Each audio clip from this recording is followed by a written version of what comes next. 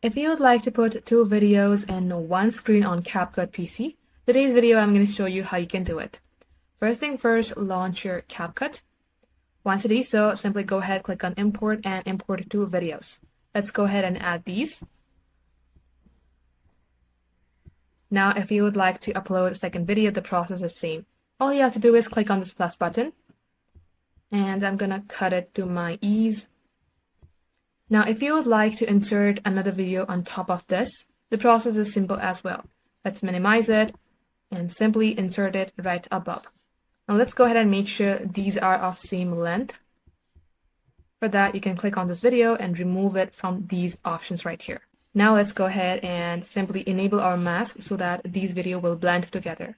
For that, let's work on with above video. Click onto above video, then you will see mask here. Click onto mask.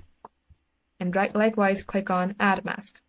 In my case, I am going with, let's say, this split screen. And now click onto your second video and click on Mask again. Add Mask, Split. You can see the two part of same video. This video is above and the second video is lower. You can let CapCut see more of this side or this side. So guys, this is all for today's video. Thank you for watching.